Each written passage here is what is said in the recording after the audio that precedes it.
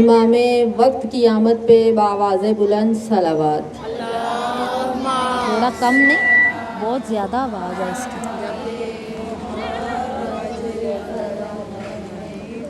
نعرہ تکبیر، نعرہ تکبیر۔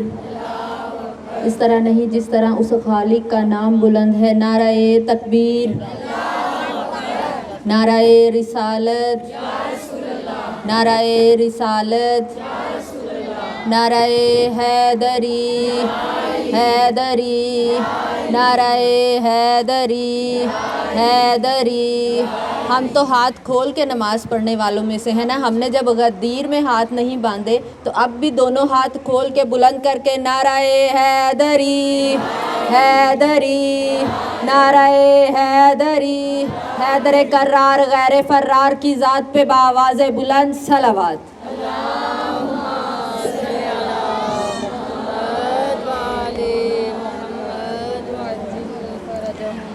مٹانے دین کو جب اہل شر نکل آئے، حسین رکھ کے ہتھیلی پہ سر نکل آئے، علی کے لال سے بیعت معاویہ یہ کیسے سوچ لیا، لگتا ہے تیرے پر نکل آئے۔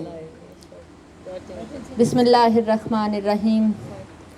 ناد علیم مظہر العجائب تاجد ہو، اون لک فی النوائب کل ہم و غم سینجلی، بعظمتک یا اللہ، بنبوتک یا محمد، بولایتک بعلی بعلی بعلی صلوات۔ اللہم صلی علی محمد وآل محمد وعجل فرجہم اجمعین۔ ماشاء اللہ،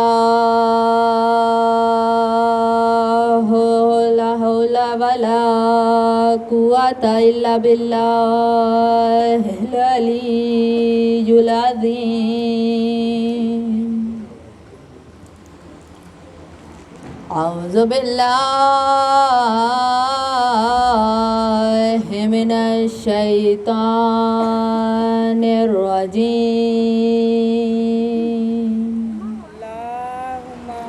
صلی علی محمد وآل محمد وعجل فرجہم اجمعین۔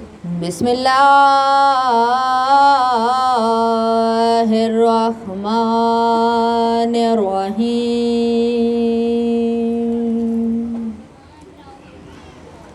الحمدللہ رب العالمین۔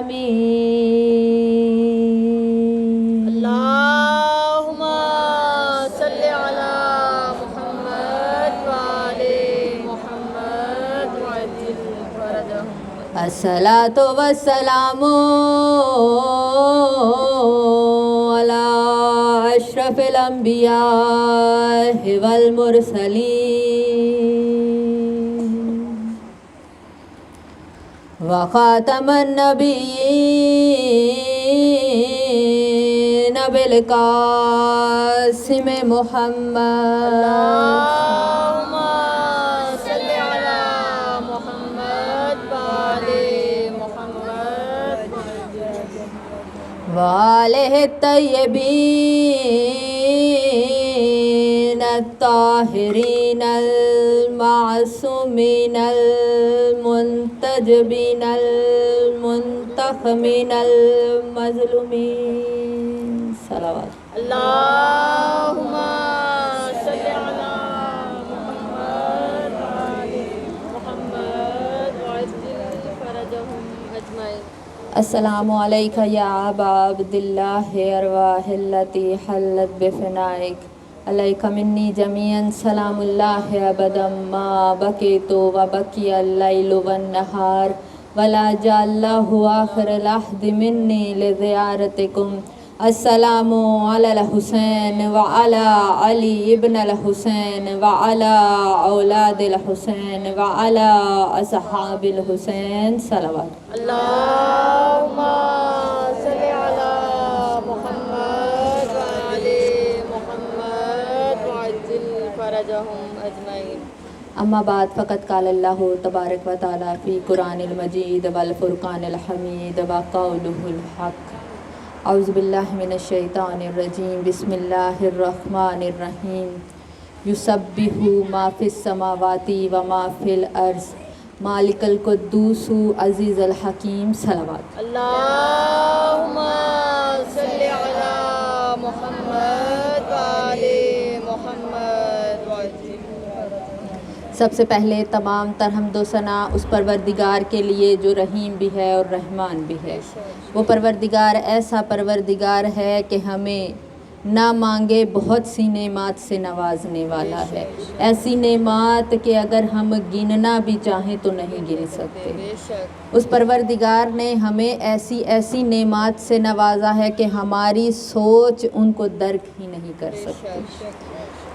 वो खालिक ऐसा खालिक है कि जब भी उसे पुकारा जाता है तो वो हमारी आवाज़ को सुनता है, और सिर्फ सुनता ही नहीं बल्कि हमें जवाब भी देता है। लेकिन हम ऐसी समात नहीं रखते कि अपने परवरदिगार के जवाब को सुन सकें। हम इंसान बहुत ही हकीर हैं, बहुत नाचीज़ हैं, लेकिन अगर एक हकीर इंसान अगर उसका रुतबा या मुकाम बढ़ता है तो किसी निस्बत के साथ बढ़ता है। किसी निस्बत के साथ अगर उसे किसी के साथ जोड़ दिया जाए तो उसका मकाम व मर्तबा बढ़ जाता है, उसका मुकाम बुलंद हो जाता है। अब अगर देखा जाए हम तो बहुत ही हकीर हैं, लेकिन अगर हमें कुछ समझकर इस फर्श अज़ा पर बुलाया गया है, हमारे रुतबे को मर्तबे को बढ़ाया गया है, तो वो सैयदुश शुहदा की वजह से, इमाम हुसैन अलैहिस्सलाम की वजह से हमारी हुसैन अलैहिस्सलाम सलवात सल्ली अला मुहम्मद व आले मुहम्मद व अज्जिल फरजहुम। जब हम इमाम हुसैन अलैहिस्सलाम के साथ जुड़ गए, निस्बत हो गई, तो हमारे मुकाम को भी बढ़ा दिया गया, हमारे रुतबे को भी बढ़ा दिया गया। जैसे मैंने कल बयान किया था, इस फर्श अज़ा की वजह से, इस फर्श अज़ा की वजह से हमें ऐसी इज़्ज़त मिली है कि रसूल खुदा मौला इमाम अली अलैहिस्सलाम, जनाब सैयदा इमाम हसन अलैहिस्सलाम सब हमारे हक़ में अस्तग़फ़िरुल्लाह पढ़ते हैं। ये सब किस वजह से है? उस निस्बत की वजह से। कौन सी निस्बत? जो हम इमाम के साथ जुड़ गए, सैयदुश शुहदा से जुड़ गए हैं, उस निस्बत की वजह से हमें ये मुकाम व मर्तबा दे दिया गया है। इस कायनात में अगर देखा जाए, खुदा ने कोई भी चीज़ बेमकसद नहीं बनाई है। हर चीज़ में कोई ना कोई हिकमत शामिल होती है। अगर मुहम्मद रसूल अल्लाह को रसालत के मुकाम पर चुना गया तो इसमें भी खुदा की कोई हिकमत शामिल थी। अगर इमाम अली अलैहिस्सलाम को विलायत दे दी गई, वली चुन लिया गया, इमाम चुन लिया गया, तो इसमें भी खुदा की कोई हिकमत शामिल थी। खुदा ने कोई भी चीज़ बेमकसद पैदा नहीं की है। अब जो मैंने आपके सामने आयत पढ़ी, युसब्बिहु यानी तस्बीह करती है अल्लाह की, ज़मीनों आसमान में जितनी भी चीज़ें बनाई गई, हर चीज़ उस परवरदिगार की, उस बारे इलाही की, उसकी तस्बीह करती है। अब परवरदिगार ने उनको चुना जो उस तस्बीह को समझ सकते थे। अब खुदा की हर चीज़ तस्बीह कर रही है, ये दरख्त, ये पत्थर, हर चीज़ तस्बीह कर रही है। क्या हम उसे सुन पाते हैं? नहीं, हम उसे नहीं सुन पाते। लेकिन रसूल खुदा जब भी किसी पत्थर को, किसी चीज़ को अपने हाथ में लेते थे तो उस तस्बीह को सुनते थे। جب وہ تسبیح پروردگار کرتے تھے تو اسے سنتے تھے. جب بھی میرے مولا علی کسی چیز کو ہاتھ میں لیتے تھے تو وہ چیز تسبیح کرنے لگتی تھی. جب بھی جناب سیدہ کسی چیز کو لیتی تھی ہاتھ میں وہ چیز تسبیح کرنے لگتی تھی. جب میرے مولا حسن علیہ السلام کسی چیز کو چھوتے تھے وہ تسبیح کرنے لگتی تھی. اسی طرح میرے مولا سجاد علیہ السلام سے روایت ہے جب کسی پتھر کو اٹھا کے کسی کی جھولی میں ڈال دیتے تھے تو وہ تسبیح کرنے لگتی تھی. جب جن کو خدا نے چن لیا اس میں کوئی حکمت شامل تھی وہ جب بھی کسی چیز کو چھوتے تھے وہ تسبیح کرنے لگتی تھی اور اس تسبیح کو صرف وہی سن سکتے تھے جسے پروردگار نے چنا تھا. تکبیر، نعرہ رسالت، نعرہ حیدری، خوشنودی چہاردہ معصومین علیہ السلام صلوات. صلی علی محمد وآل محمد وعجل فرجہم. اب نماز میں ہم پڑھتے ہیں السلام علیکہ ایھا النبی ورحمۃ اللہ وبرکاتہ.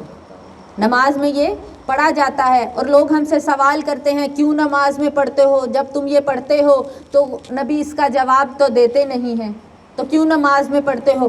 اب نماز ہے پروردگار کی طرف سے، نماز ہے پروردگار کی طرف سے. اب نماز میں پروردگار نے جس چیز کا پڑھنے کا حکم دے دیا ہے تو وہ بے مقصد تو نہیں ہوگی، اس میں کوئی نہ کوئی حکمت ضرور ہوگی. اب خمس اور زکوٰۃ ہے، خمس اور زکوٰۃ صرف اس پر واجب ہے جو استطاعت رکھتا ہو. جس کے پاس مال ہو اس پر واجب ہے کہ وہ خمس اور زکوٰۃ دے.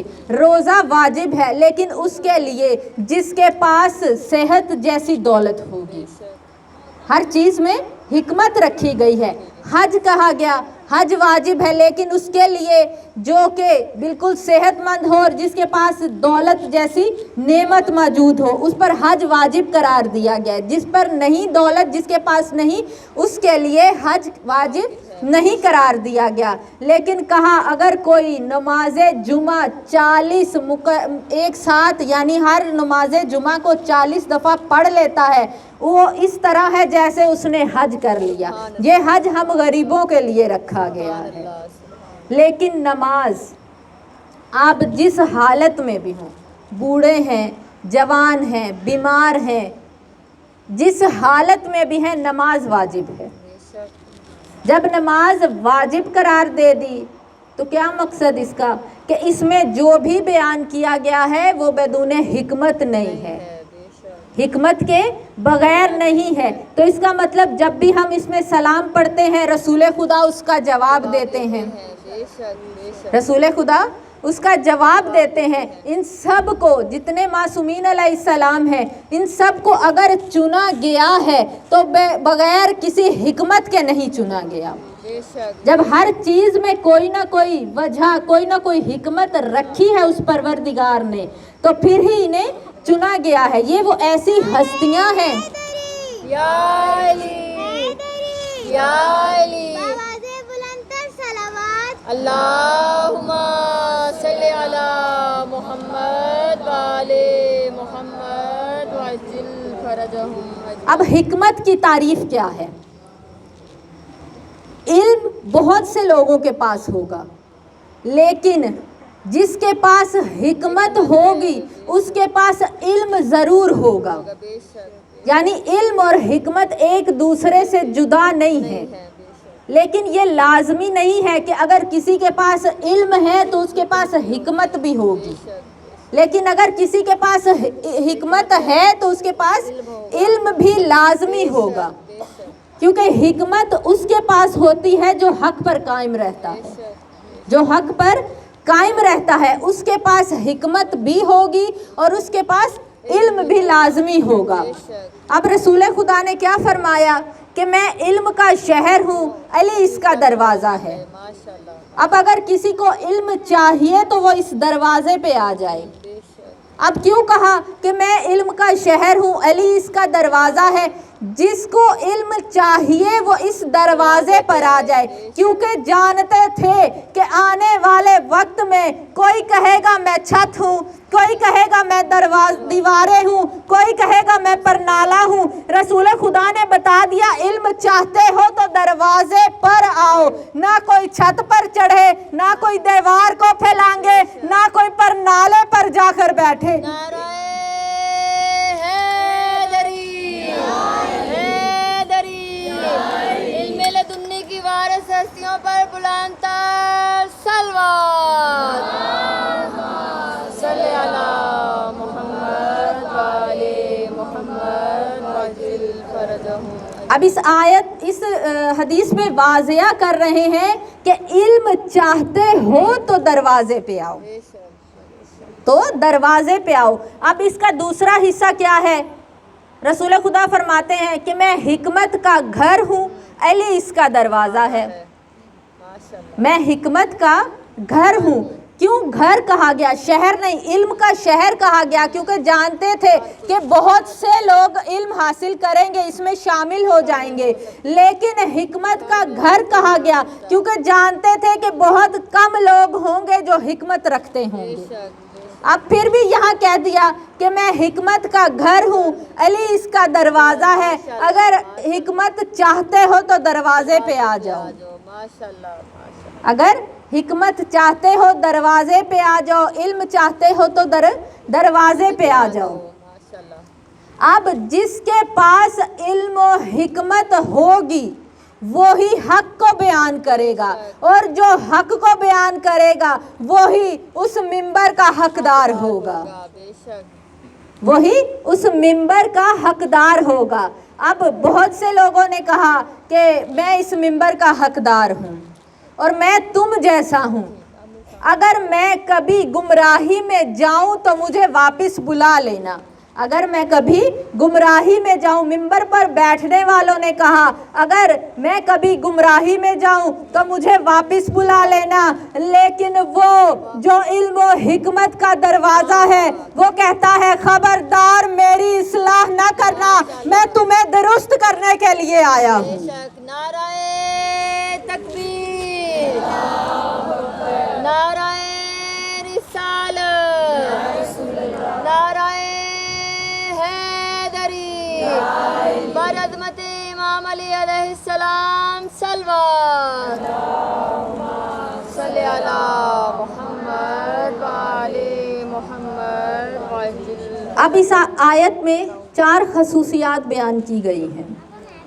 قرآن پاک میں حکمت 20 دفعہ یہ لفظ آیا ہے، اور الحکم یعنی حکمت والا پروردگار نے خود کو 92 یعنی 92 دفعہ خود کو کہا ہے۔ اب اس میں اس آیت میں کیا کہا کہ میں قدوس ہوں، میں مالک ہوں، عظیم ہوں، حکیم ہوں۔ یہ 4 خصوصیات پروردگار نے اپنے لیے بیان کی ہیں۔ اب جب کہا کہ میں مالک ہوں، مالک کسے کہا جاتا ہے؟ بادشاہ کو کہا جاتا ہے، مالک بادشاہ کو کہا جاتا ہے۔ اب جو بادشاہ ہوگا وہ اس دنیا میں اپنے لیے وزیر خود چنے گا، کبھی نہیں کہے گا عوام کو یا کسی اور کو کہ میرے لیے وزیر کو چنو، میرے لیے وزیر کو چنو۔ بادشاہ اپنا وزیر خود چنتا ہے۔ اب جب پروردگار اس پوری دنیا کا جو بادشاہ ہے وہ جب اپنا وزیر چنے گا تو اس میں دیکھے گا کہ خصوصیات کون کون سی پائی جاتی ہیں، کیا یہ میرے معیار پر پورا اتر رہا ہے، تو وہ اپنا وزیر خود چنے گا۔ اب اس نے اپنے وزیر کو جب چنا تو ایسا چنا کہ دنیا دیکھے کہ جب اس سے سوال کیا جائے تو وہ ہر سوال کا جواب دے، ایسا وزیر ہو کہ منبر پر بیٹھنے والا کہے کہ اگر علی نہ ہوتے تو میں ہلاک ہو جاتا۔ نعرہ حیدری، یا علی، یا علی، آوازیں بلند تر صلوات، اللہم صلی علی محمد و آل محمد وعجل فرجہم۔ فرجهم وزیر ایسا ہو کہ سننے والا کہے کہ اگر علی نہ ہوتے تو میں ہلاک ہو جاتا. اب دوسرا کیا ہے؟ قدوس، پاک. اب پروردگار پاک ہے بے شک اور سب سے بڑا جو نجس ہے وہ شرک کرنے والا ہے، سب سے بڑا نجس جو بت پرست ہے. اب پروردگار جب اپنے وزیر کو چنے گا تو وہ پاک ہونا چاہیے، وہ پاک ہونا چاہیے، نہ کہ وہ مشرک ہونا چاہیے. اگر ہم یہ دیکھیں جو شروع سے لے کر اب تک پاک رہا ہو، پروردگار اپنے وزیر کے لیے اس کا انتخاب کرے گا.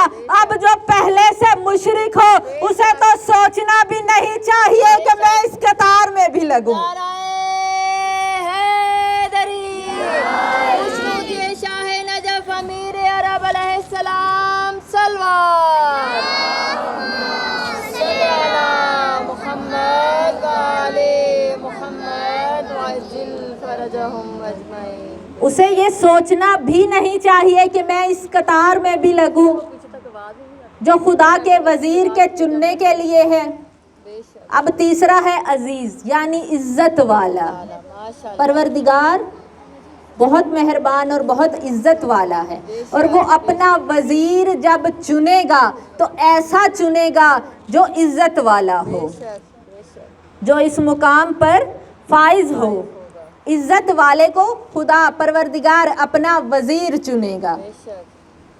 اب جب اپنے وزیر کا انتخاب کرنا تھا عزت والا ہو کہ جب وہ علم تقسیم کرے تو لینے والا ابو ذر ہو، مقداد ہو، عمار ہو، یاسر ہو، میسم تمار ہو.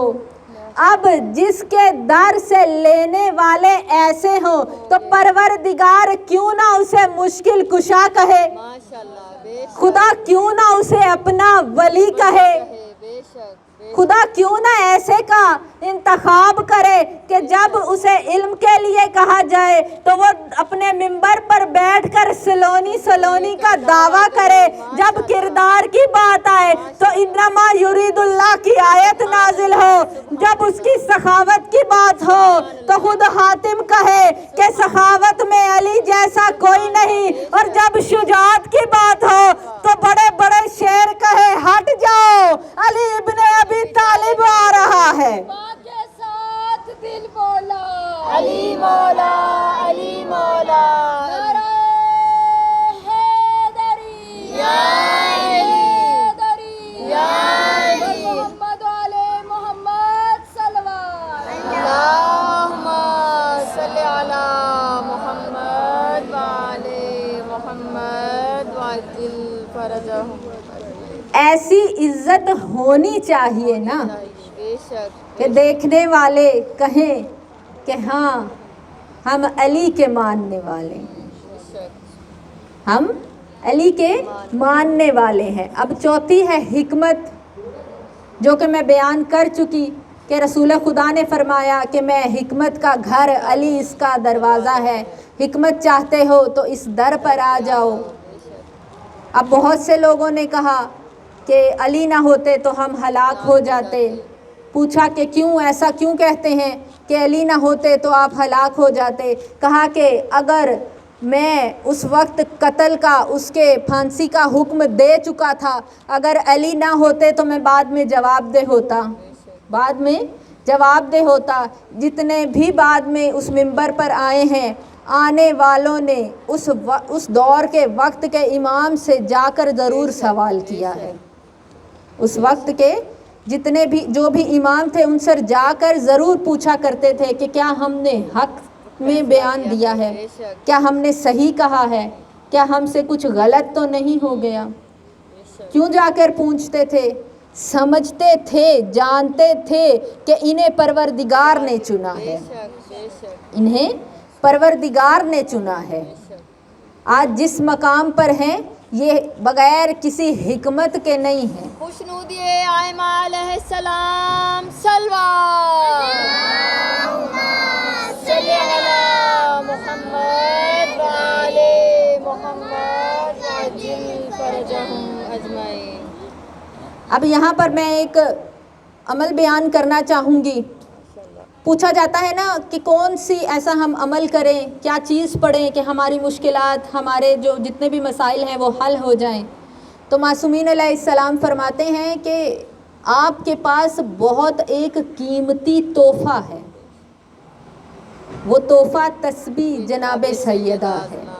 ماشاءاللہ, بے شک بے شک. چھٹے امام سے بھی پوچھا گیا کہ ہمیں کچھ ایسا بتائیں کہ میں بہت مشکل میں ہوں, بہت پریشانی میں ہوں, کچھ ایسا بتائیں کہ میری مشکل پریشانی حل ہو جائے. تو کہا کہ تسبیح جناب سیدہ کو پڑھا کرو. آپ کبھی بھی مشکل پریشانی میں ہوں, ایک دفعہ اس تسبیح کو پڑھ کر دیکھیں کہ کیسے مشکلات آسان ہوتی ہیں, کس طرح رستے خود بخود کھلنا شروع ہو جاتے ہیں. بے شک. کہا کہ کیوں اس تسبیح کی فضیلت ہے؟ تو کہنے لگے کہ اس تسبیح کی اس لیے فضیلت ہے کیونکہ ایک باپ فضیلت رکھنے والے باپ نے ایک باپ فضیلت بیٹی کو عطا کی ہے. ماشاءاللہ ماشاءاللہ. رسول خدا نے یہ تسبیح جناب سیدہ کو دی تھی. خوش نودی ہے جناب سیدہ بطول عذرا بلندتر صلوات. صلی علی محمد وآل محمد وعجل فرجہم اجمعین. اس لیے اس تسبیح کی بہت فضیلت بتائی گئی ہے کہ جب بھی مشکل پریشانی میں ہو, کوئی مسئلہ حل نہ ہو رہا ہو, تو تسبیح جناب سیدہ کو پڑھا کریں. تمام مشکلات آسان ہو جائیں گی, رستے خود بخود کھلنا شروع ہو جائیں گے. آج 2 محرم ہو گئی, قافلہ کربلا پہنچ چکا ہے. یہ فضائیں بتا رہی ہیں کہ دن قریب ہیں کہ جب علی کی بیٹیوں کو قید کر کے لے جایا جائے گا. رسول خدا جب مدینے سے چلے تھے تو کہا کہ اے مدینہ, اب میں واپس لوٹ کر نہیں آؤں گا. امام علی علیہ السلام جب مدینے سے کوفہ گئے تو کہا کہ اے مدینہ, اب میں لوٹ کر واپس مدینے نہیں آؤں گا. ایسے ہی میرے مولا حسین جب مدینے سے وداع کیا, مدینے سے چلے تو کہا کہ اے مدینہ, اب میں واپس لوٹ کے مدینے گھر واپس نہ آؤں گا. ہمیں کربلا میں شہید کر دیا جائے گا. یہ قافلہ جب 2 محرم کو کربلا پہنچا ہے, ایک جگہ قیام کیا, رک گئے, دیکھا کہ جناب حر کا قافلہ ہے, 1000 کا لشکر ہے جو مولا کے قریب آیا ہے. جب مولا نے دیکھا کہ قافلہ بہت پیاسا ہے تو مولا عباس سے کہا کہ عباس جاؤ حر کے قافلے کو پانی پلا دو. اکبر جاؤ چچا کی مدد کرو. اب تمام قافلے والوں کو پانی پلایا گیا. پھر ایک دفعہ کہا کہ ان کے جانور بھی بہت پیاسے ہیں, جاؤ ان کے گھوڑوں کو پانی پلا دو. یہاں تک کہ دیکھا کہ ایک شخص ہے, بیان کرتا ہے کہ مجھ میں پیاس کی شدت سے اتنی ہمت نہیں تھی کہ میں اونٹ کو نیچے بٹھا سکوں. مولا حسین خود آگے بڑھے ہیں, اونٹ کو نیچے بٹھایا اور مجھے اپنے ہاتھوں سے پانی پلایا ہے. میں کہوں گی مولا, اپنے دشمن کو تو پانی پلا دیا, برداشت نہیں کر سکتے تھے کہ جانور بھی پیاسے رہیں. لیکن ایک وقت آئے گا جب خیموں سے صدا آئے گی, العطش العطش. اب ایک دفعہ میرے مولا نے فرمایا کہ حر نماز کا وقت ہو گیا ہے, میں اس طرف نماز پڑھ لیتا ہوں, تم اس طرف اپنی جماعت کر لو. جب اتنا کہا تو حر نے کہا مولا یہ کیسے ہو سکتا ہے کہ آپ کے ہوتے ہوئے میں علیحدہ نماز پڑھوں. مولا میں آپ کے ساتھ نماز پڑھوں گا۔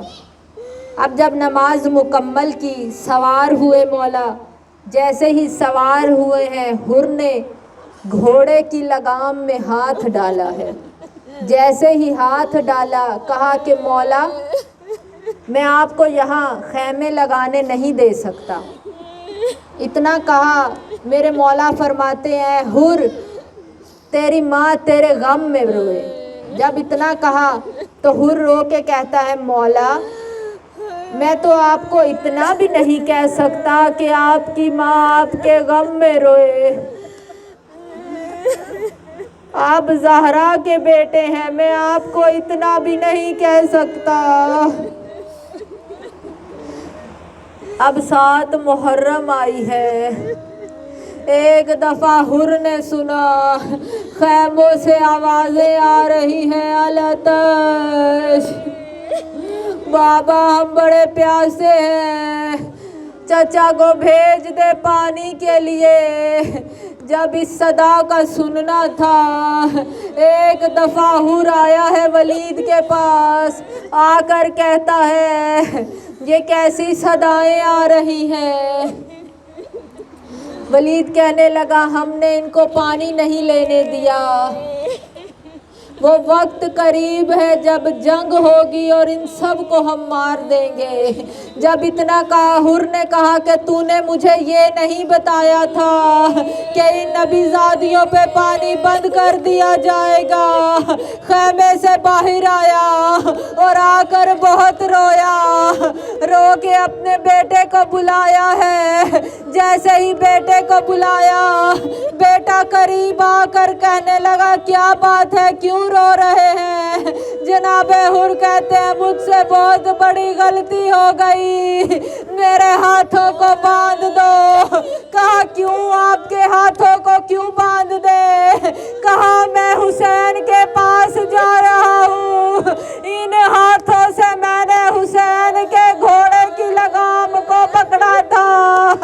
جیسے ہی ہاتھوں کو باندھا، پھر کہنے لگا میری آنکھوں پر پٹی باندھ دو۔ کہا کیوں بابا آنکھوں پہ پٹی کیوں باندھ دے؟ رو کے کہتے ہیں ان آنکھوں سے میں نے غضبناک ہو کر حسین کو دیکھا تھا، آنکھوں پر پٹی کو باندھا۔ اتنے میں بھائی اور غلام قریب آئے، قریب آ کے کہتے ہیں حر ہم بھی تیرے ساتھ چلیں گے۔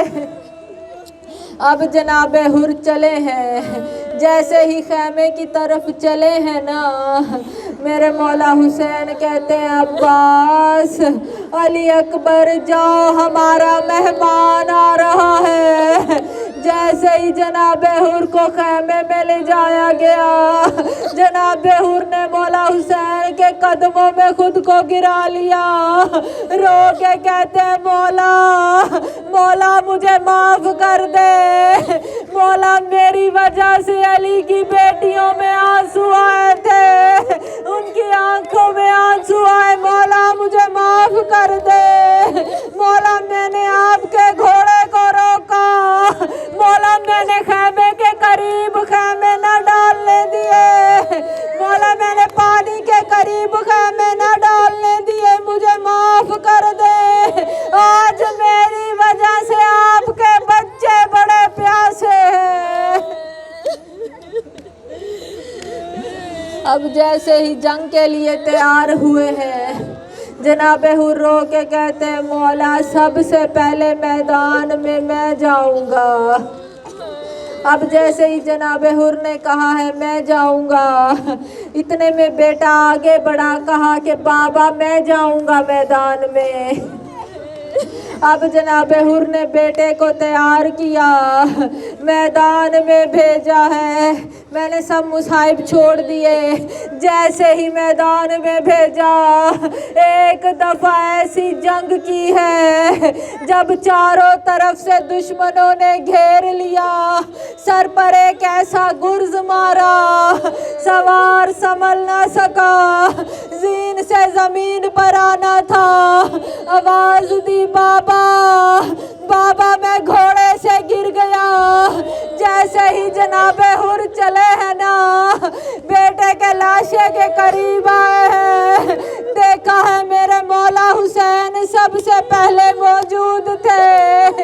रो के कहते हैं हुर तू रुक जा, मैं जानता हूँ जवान बेटे का लाशा उठाना बड़ा मुश्किल है, ये बूढ़े बाप और जवान बेटे का मामला है, बहुत मुश्किल है। मैं कहूँगी मौला आज आपने हुर के बेटे का लाशा उठाया, लेकिन 10 मुहर्रम को जब जनाब अली अकबर का लाशा गिरेगा, मौला आप कैसे उठाएंगे?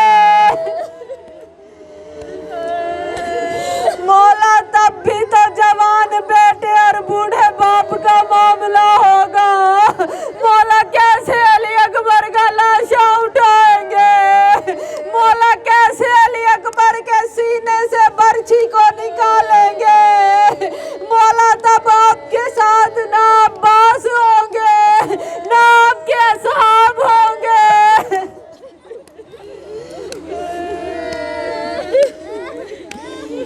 अला लानतुल्लाह अला कौम ज़ालिमीन।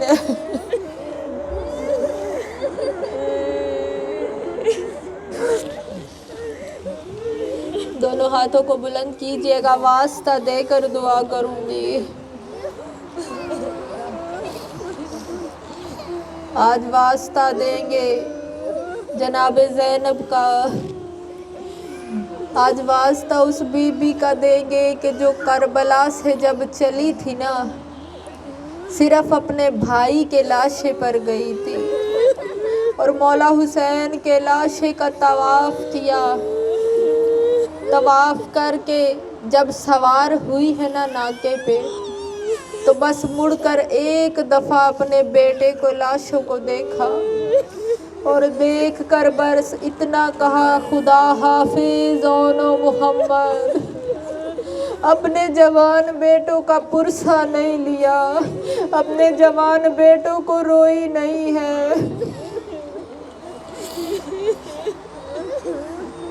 और इसी तरह जब ये माँ पहुँची है ना, एक दफ़ा शाम में जब सबके सर को वापस किया गया, एक एक आवाज़ लगाएगी, जैसे ही सबके सर आए, हर बीबी उठ के अपने बच्चे का सर लेती थी। जब मेरे मौला हुसैन के सर को लाया गया, मेरी बीबी उठी है और मौला हुसैन के सर को आगोश में लिया।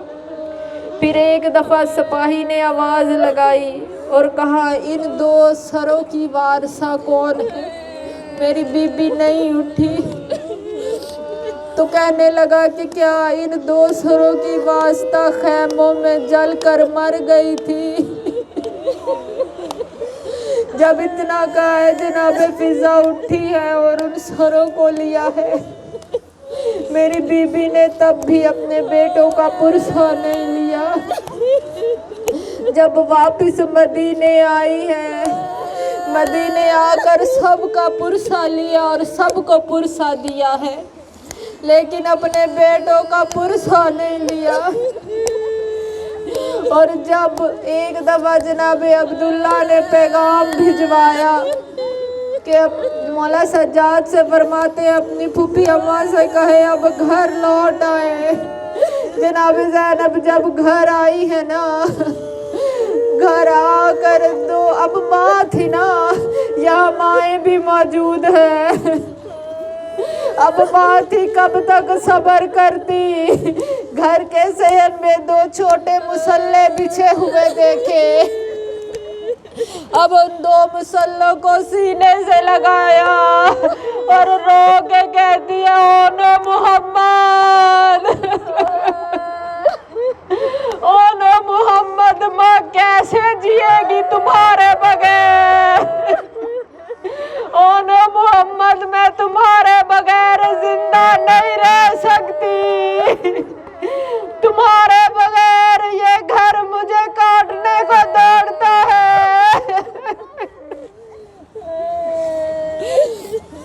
उस बीबी का वास्ता देकर दुआ करेंगे, या वर इलाही मेरे वक्त के इमाम का जल्द अज जल्द ज़हूर फरमा, या बार इलाही हम अपने वारस के होते हुए भी लावारस है, परवरदिगार मेरे मौला का जल्द अज जल्द ज़हूर फरमा। मौला की आवाज़ पे लब्बैक कहने की तौफीक अता फरमा। या बार इलाही इतनी ज़िंदगी दे के मौला की नुसरत के लिए खड़े हो सके, जब मेरे मौला सदा बुलंद करे तो हम उस पे लब्बैक कह सके। या बड़े इलाही उस बीबी का वास्ता देकर दुआ करेंगे जिसकी 2 ही औलाद थी, एक करबला में रह गई और एक शाम में। जब मदीने से चली थी तो भरी गोद के साथ चली थी, लेकिन जब वापस मदीने आई है ना तो उजड़ी गोद के साथ आई है।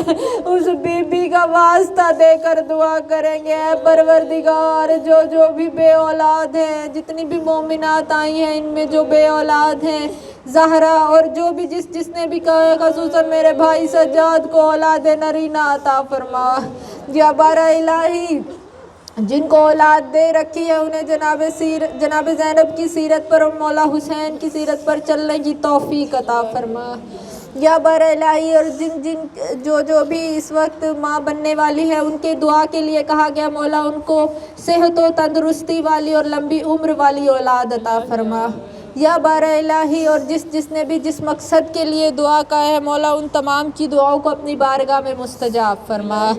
या बार इलाही जिन्होंने जिस मकसद के लिए भी दुआ के लिए कहा, मुझे नाम याद नहीं है अभी, जिसने भी कहा है तेरी ज़ात बेहतर जानने वाली है, उन तमाम दुआओं पर कबूलियत की मोहर लगा। या बार इलाही जो बेरोज़गार है उन्हें बेहतर रोज़गार अता फरमा, जो बेज़र है या बारा इलाही बीमार करबला का वास्ता देकर दुआ करेंगे, उस बीमार का वास्ता देकर दुआ करेंगे जो मदीने से चला तो बीमार न था, लेकिन जब अपनी पुपियों को बिना मकना हो चादर बाजारों में और दरबार में देखा तो बीमार हो गया। मेरी बीबी रो के कहती है, सज्जाद आपके चेहरे का रंग सफ़ेद हो चुका है। मेरे मौला रो के कहते हैं, पुप्पी अम्मा जब मैं करबला से चला था ना बर्दाश्त ना कर सकता था, मेरे बाबा का लाशा में गौरव कफन तपती रेत पर पड़ा है। उस बीमार का वास्ता देकर दुआ करेंगे, परवरदिगार मोहम्मद को और मेरे वालिदैन को, चाचू को और जिसने भी कहा है बीमारों की शिफा के लिए, जितनी मोमिनात यहाँ पर मौजूद है इनमें इनके घरों में जो भी बीमार है मौला उन्हें शिफाए कुल्ली अता फरमा। या बारा इलाही वालिदैन का साया हम पर सलामत रखना। या बारा इलाही करबला और शाम की ज़ियारत ज़रूर नसीब करना। या बारा इलाही हमें करबला जाना नसीब फरमा। या बारा इलाही वो दर देखना नसीब फरमा जहाँ एक बहन 70 कदम पे अपने भाई का गला कटते देखती रही। या बारा इलाही जो करबला गए हैं ना वो जानते हैं कि 70 कदम का फासला था जहाँ मेरी बीबी अपने भाई को देखती रही। मौला वास्ता देकर दुआ करेंगे हमें वो दर देखना नसीब फरमा। मौला जो जा चुके हैं उनको दोबारा वो दर देखना नसीब फरमा। या बारा इलाही इस वक्त जहाँ भी मजालिस हो रही हैं तमाम मोमिनात को अपने हिफ्ज़ो ईमान में रखना। एक दफ़ा सूरह फातिहा बनज़राने अकीदत शहदाए करबला व असीरान शाम व कूफा।